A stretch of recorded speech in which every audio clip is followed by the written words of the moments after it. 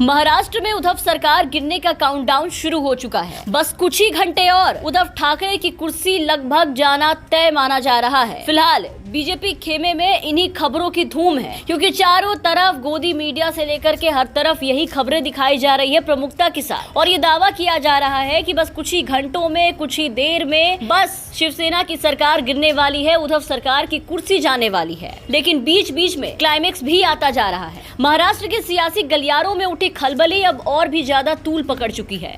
Shiv Sena party में उठा बवंडर अभी इतनी जल्दी थमने वाला नहीं है। इस पूरे विवाद से इतनी ज्यादा हलचल हुई कि हर घंटे ये मामला नया मोड़ ले रहा है। उद्धव ठाकरे और शिवसेना के एक नेता के नाक में दम कर देने वाले बागी नेता एकनाथ शिंदे अब इतनी जल्दी नहीं रुकने वाले हैं, क्योंकि शिवसेना के खिलाफ बगावत पर उतरे एकनाथ शिंदे के तेवर अभी भी नरम नहीं हुए।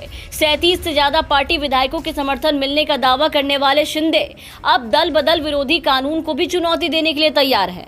महाराष्ट्र सरकार में मची उथल पुथल अब और भी ज्यादा गंभीर रूप लेती जा रही है, ठीक वैसा ही जैसा बीजेपी चाहती थी। महाराष्ट्र में बिना बीजेपी के गठबंधन के शिवसेना का सत्ता में आना और कांग्रेस के साथ एनसीपी के साथ शिवसेना पार्टी की नजदीकियां पिछले 2.5 साल से कहीं ना कहीं बीजेपी को खल रही थी, और तभी लाख कोशिश के बाद बीजेपी ने महाविकास अघाड़ी सरकार में लगी आग पर अपने पापड़ सेकना शुरू कर दिया। लेकिन इसी कड़ी में बीजेपी ने उद्धव को और गहरी चोट पहुंचाने के लिए एक और पासा फेंका, लेकिन अब वो पासा पूरी तरीके से पलटता हुआ और फिसडी साबित होता हुआ नजर आ रहा है। दरअसल भारतीय जनता पार्टी ने शिवसेना के बागी नेता एकनाथ शिंदे को ऑफर बड़ा सुहाना दिया था। शायद इसी ऑफर के मिलते ही एकनाथ साहब के पैर जमीन पर नहीं टिक रहे थे और वो महाराष्ट्र की पूरी सत्ता की चाबी अपनी मुट्ठी में करना चाहते हैं। बीजेपी ने एकनाथ शिंदे को डिप्टी सीएम के साथ साथ प्रमुख कैबिनेट मंत्री का भी ऑफर दिया।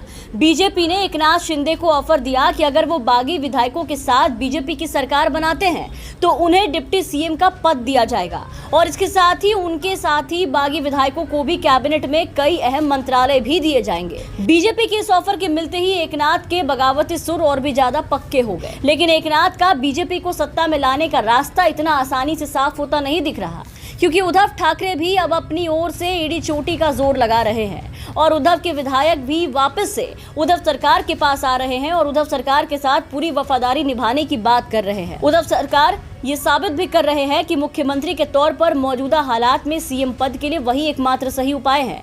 हालांकि उन्होंने अपनी सफाई पेश करते हुए सीमावास को देर रात छोड़ दिया था और अपने निजी बंगले मोतीश्री में शिफ्ट हो गए थे। बीजेपी उद्धव के इस कदम को अपनी जीत की तरह देख रही थी और ये मान बैठी थी कि उद्धव ठाकरे घुटने टेक चुकी है। लेकिन बीजेपी को बड़ा झटका तो तब लगा जब आज दोपहर आए शिवसेना प्रवक्ता संजय राउत ने एक बड़ा बयान दिया। संजय राउत के एक बयान से एकनाथ के साथ साथ बीजेपी की भी नींद उड़ गई। संजय राउत ने बड़ा बयान देते हुए कहा कि करीब 20 विधायक हमारे संपर्क में आ चुके हैं। मैं किसी खेमे की बात नहीं करूंगा, मैं सिर्फ अपनी पार्टी की ही बात करूंगा। हमारी पार्टी आज भी मजबूत है। करीब 20 विधायक हमारे संपर्क में है। जब वो मुंबई आएंगे तो पता चलेगा। साथ ही साथ ये भी जल्द पता चल जाएगा कि किन परिस्थितियों में इन विधायकों ने हमें छोड़ा है। उद्धव ठाकरे जी ने कल कहा है कि आके हमसे बात करिए। क्या उसके बाद कुछ शिवसेना के एमएलए ने उनसे संपर्क साधा है? किससे? उद्धव ठाकरे जी से। उन्होंने जब कल कहा कि हमसे आके बात करिए। संपर्क में लगभग 20 विधायक है, मैं आपको बताता हूँ, और जब मुंबई में आ जाएंगे तो पूरा खुलासा हो जाएगा। आपने मेरे चेहरे पर देखा है, कोई तनाव है, कोई शिकंजा है, कुछ नहीं है। संजय राउत का यह बयान अपने आप में भाजपा के होश उड़ाने के लिए काफी था। इससे पहले मुख्यमंत्री उद्धव ठाकरे के खिलाफ शिवसेना विधायकों के विद्रोह का नेतृत्व करने वाले कल सूरत से करीब 7 निर्दलीय समेत 39 विधायकों के साथ असम की राजधानी पहुंचे, जिसके बाद कई और विधायकों ने भी संपर्क साधा और उद्धव के खिलाफ खड़े हुए थे। और तो और एकनाथ शिंदे के मुताबिक अभी और भी विधायक बागी खेमे में शामिल होने को तैयार है। ये जमीन बाला साहब ठाकरे जी की है, हमारी है। कोई विधायक दल का एक गठ टूट गया, फूट गया, उसका मतलब पार्टी खत्म हो गया ऐसा नहीं। हम बार बार एक फिनिक्स पक्षी की तरह जमीन से उठकर आकाश में उड़ गए हैं। हमारे लिए ये संकट नया नहीं है।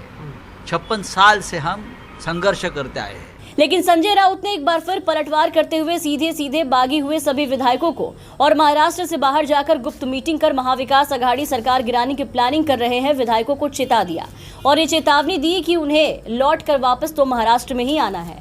जब वो लौटेंगे तो उनका स्वागत बड़ी धूमधाम से किया जाएगा। संजय राउत ने ही अपने अंदाज में चेतावनी दे डाली है कि बागी विधायकों को बख्शा नहीं जाएगा, उन्हें वापस पार्टी में नहीं लिया जाएगा। अब ऐसे में महाराष्ट्र में सियासी संकट हर बीते दिन के साथ उलझता जा रहा है। जमीन पर स्थिति अभी भी महाविकास अघाड़ी के लिए खासा मुश्किल है और बहुमत बनाए रखना चुनौती साबित हो रही है। इस बात को ध्यान में रखते हुए एनसीपी ने भी अपने नेताओं के साथ एक अहम बैठक की और इस बैठक के बाद शरद पवार ने भी अपना तीखा रुख अपनाते हुए कड़ी चेतावनी दी है और कहा है कि सभी बागी नेताओं को इस बगावत का परिणाम भुगतने के लिए तैयार रहना होगा। अब इस पूरी हलचल के साथ ये देखना काफी दिलचस्प होगा कि महाराष्ट्र की राजनीति में और भी क्या नया मोड़ आता है।